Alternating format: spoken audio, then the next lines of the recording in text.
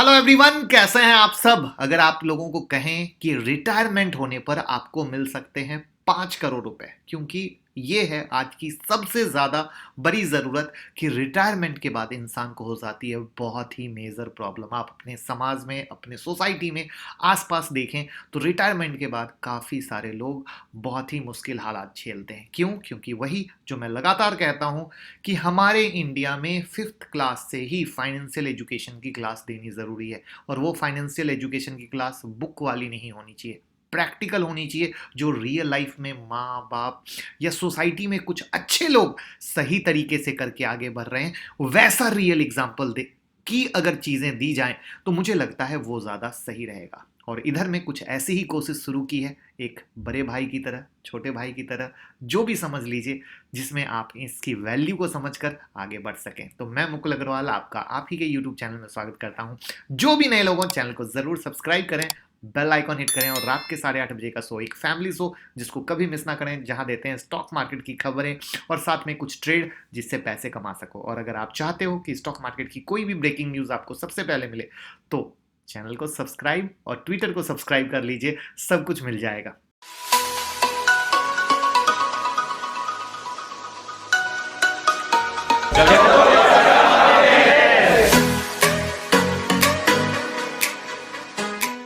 तो चलिए, जो मिडिल क्लास फैमिली है, अगर ईमानदारी से देखा जाए तो सबसे ज्यादा मुश्किल हालात हमेशा मिडिल क्लास वालों को झेलना पड़ता है। अमीर वैसे अमीर है और गरीब, अरे यार हम तो गरीब ही हैं तो टेंशन क्या लेना है। यानी मुश्किल के हालात सिर्फ मिडिल क्लास के लिए हैं और वहां पर अपना जो कल है यानी फ्यूचर है उसको सुरक्षित करना जरूरी है। और मिडिल क्लास में अधिकतर लोग सिर्फ और सिर्फ जॉब करने वाले होते हैं, क्योंकि जॉब करने वाले लोग हमेशा अपने मालिक को अमीर बनाते हैं, वो खुद कभी अमीर बन नहीं पाते हैं। और ऐसे में 60 की एज के बाद रिटायर होने पर मिडिल क्लास की सैलरी हो जाती है बंद, और जिसके बाद उन्हें जो उनके पर्सनल रोजाना के खर्चे होते हैं उन्हें उठाने के लिए पैसों की दिक्कत झेलनी पड़ती है। तो ऐसे में अगर कैरियर के दौरान ही अगर रिटायरमेंट की प्लानिंग कर ली जाए तो कैसा रहेगा। और इसमें रिटायरमेंट की प्लानिंग में बहुत सारी चीजें आप लोगों को दिखाई जाती हैं, बहुत सारी चीजें बताई जाती हैं, बट उसमें जो सबसे अच्छी चीज, बेहतरीन चीज है वो है नेशनल पेंशन सिस्टम, एनपीएस। एक बेहतरीन, जिसमें आप थोड़ा थोड़ा ही पैसा जमा करेंगे तो भी रिटायरमेंट के बाद भारी भरकम कॉर्पस मिलेगा, और जो आपको रिटायरमेंट के बाद कभी दिक्कत नहीं होने देगा। वैसे तो अगर आप 5 करोड़ रुपए जुटाने की सोचें तो जमा कर पाना ही बहुत मुश्किल है मिडिल क्लास फैमिली के लिए। लेकिन अगर आप रोज थोड़ा थोड़ा बचाएं और फिर उसे हर महीने एनपीएस में इन्वेस्ट कर दें तो आपको रिटायरमेंट पे मिलेगी एक भारी भरकम रकम। अब इस भारी भरकम रकम को पाने के लिए आपको अपनी उम्र अगर 25 साल से शुरू करेंगे तो बहुत अच्छा रहेगा। हमेशा कहा जाता है जितनी जल्दी इन्वेस्टमेंट शुरू की जाए वो लाइफ का बेस्ट डिसीजन होता है। लेकिन अगेन, चूंकि हमारा सिस्टम ऐसा है जहां पे ये सब चीजें सिखाई नहीं जाती हैं और लोगों की उम्र जब 40-45 पहुंच जाती है तब ये सब गड़बड़ होती है। तो अगर आपकी उम्र 25 साल है और आप रोजाना 442 रुपए भी बचाते हैं तो 5 करोड़ का कॉर्पस जमा कर सकते हैं। अब अगर आप 442 रुपए यानी 442 रुपीज बचाते हैं तो इसका मतलब क्या हुआ, आपने महीने में करीब 13,260 रुपीज बचाए। और अगर मान लीजिए कि आपकी उम्र अभी 25 ईयर्स है और आप उम्मीद कर रहे हैं कि एनपीएस से अराउंड 10% का औसत सालाना रिटर्न मिलेगा, जो कि मैंने सबसे कम बात की है, क्योंकि मिनिमम अगर ऐसे हम बात करें तो mutual fund and all that 15%, उसमें हम अभी नहीं जाएंगे, सिर्फ 10% की बात करें, ध्यान से देखिएगा। तो ऐसे में आपको 35 ईयर्स तक हर महीने कितने जमा करने हैं, 13,260 रुपीज। और 60 साल की उम्र में जब आप रिटायर होंगे तब आपके पास 5.12 करोड़ का कॉर्पस जमा हो चुका होगा। कितना? 5.12। अब आप कहेंगे अरे इतना कैसे? क्योंकि हर महीने अगर 13,260 आप इन्वेस्ट करते हैं तो 35 ईयर्स में कुल आप सिर्फ 56,70,200 का इन्वेस्ट करने वाले हैं। तो भैया जमा तो किए 56,70,000 रुपए, लेकिन अब मिले कितने? 5 करोड़ से अधिक। यही है दोस्त पावर ऑफ कंपाउंडिंग की पावर, जो लोग न जानते हैं न समझते हैं।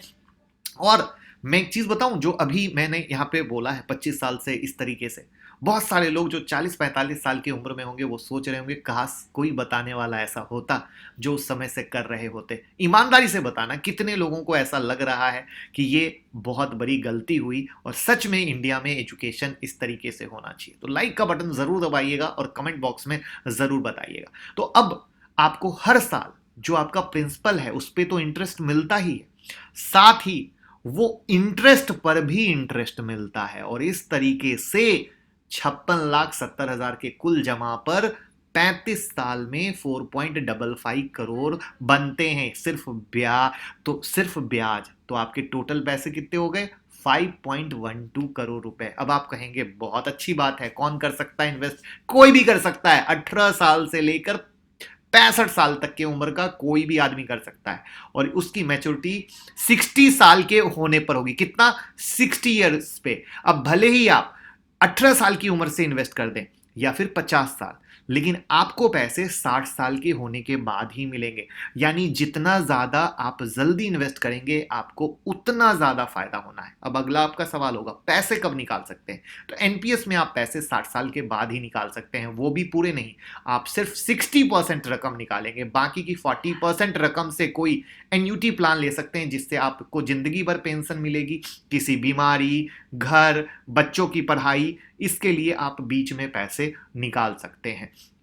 वैसे कोशिश यही रखिए हमेशा कि मुझे पैसे रिटायरमेंट के बाद चाहिए, बीच में पैसे नहीं चाहिए। क्योंकि रियल मजा आप अपनी लाइफ की फ्रीडम का, जहां पे आप अपने बच्चों पे डिपेंड होंगे, आप खुद के मालिक बनेंगे और आपके बच्चे उसके बाद भी आपसे डरेंगे। वरना क्या होता है कि जैसे ही आज की दुनिया में बच्चों पे डिपेंडेंसी आए वहीं पर चीजें गड़बड़ा जाती है। और हमें क्यों? जब हम पैसा हमने कमाया, मालिक हम बने, हम आगे बढ़े, और हमने ही अपना रिटायरमेंट प्लान अगर नहीं सही ढंग से किया तो हमसे बड़ा बेवकूफ तो कोई दूसरा नहीं है। हम क्यों अपनी जिंदगी की गाड़ी को बुढ़ापे में किसी और के हाथ में देंगे मेरे दोस्त? कभी नहीं देंगे। इस चीज को समझना पड़ेगा, ये बहुत इंपॉर्टेंट बात है। अब आता है सवाल कैसे और कितना मिलता है रिटर्न। अगर एनपीएस की बात करें तो ये एक मार्केट लिंक्ड स्कीम है जिसमें इन्वेस्ट करने वाला शख्स ये तय करता है कि उसका पैसा कहां लगेगा। इसमें जो इन्वेस्टर के पैसे हैं वहां इक्विटी, सरकारी बॉन्ड, कॉर्पोरेट बॉन्ड या अन्य जगह पर लगाया जाता है। और ऐसे में इससे मिलने वाला जो रिटर्न होता है ना, फिक्स नहीं होता है, लेकिन ये मोटा मोटा मानते हैं कि 10% के करीब का रिटर्न तो आपको मिल ही जाता है। तो कैसी लगी जानकारी? क्या आप में से किसी ने एनपीएस शुरू किया है या किसी ने नहीं किया है? कौन कौन आज के बाद तुरंत जाके एनपीएस के बारे में पता करके इसको शुरू करने वाले हैं? और क्या आप मानते हैं सच में इंडिया में जरूरत है कि 5th क्लास से ही कुछ ऐसा शुरू किया जाए, और आप चाहते हैं कि हर एक लोग रिटायरमेंट के बाद पैसे कमाएं? तो इस वीडियो को इतना शेयर कीजिए कि हर लोग इसकी वैल्यू को जान सकें, हर एक लोग, क्योंकि ये आप अपने घर में भी चाचा, दादा, सबको दे सकते हैं। तो बस प्यार दीजिए और ऐसे ही बेहतरीन यूनिक चीजें आपके साथ लाते रहेंगे। Thank you so much.